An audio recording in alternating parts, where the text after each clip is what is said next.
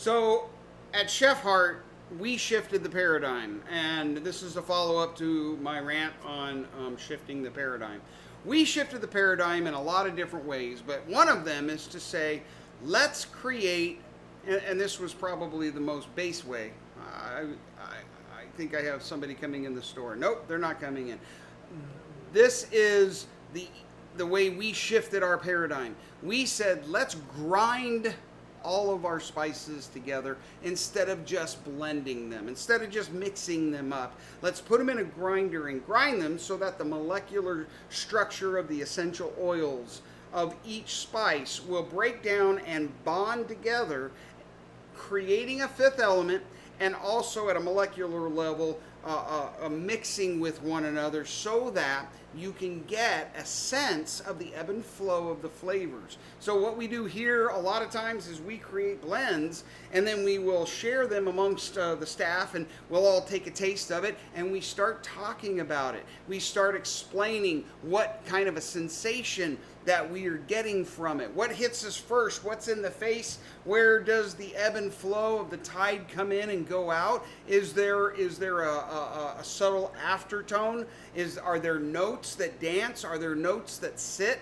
And we have a whole language that we've created around it. But we can do that because we shifted the paradigm, and we don't just mingle our spices together, we grind them. Now, because we decided to shift the paradigm and grind them, it meant that we were going to change a whole lot of things about our production process that the big companies that are mass producing aren't necessarily doing, and even the boutiques who are creating their own blends but mixing them and not grinding them. They have a different set of challenges, and pretty much those are almost, they're nil because people have been mixing spices for a long time.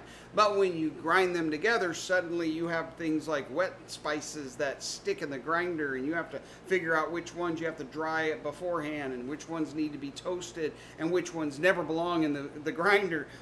You have to figure out which ones that when you grind them will really release a lot of flavor and potentially overwhelm your blend more so than the other ones. You've got to know which ones, how they'll react when you do dry them or toast them. Will they increase in their floral flavoring, or will they develop more of an earthy toasted kind of substance to them and reaction to them? These are all experiments that you just have to run until you start to develop your own understanding of how the shift in paradigm works for you. But once you do, as you can tell just by that explanation, and you're in your own lane, now all of a sudden you have something nobody else has. And I promise you, when people come in and taste our spice blends and they experience what I'm describing to you, they absolutely fall in love with the product, and that makes everything else so much simpler with regards to how we go about serving them and making sure they get just the right blends for their cooking style and frequency. So I encourage you, shift the paradigm and put in the work, and I promise you it'll pay off in the end.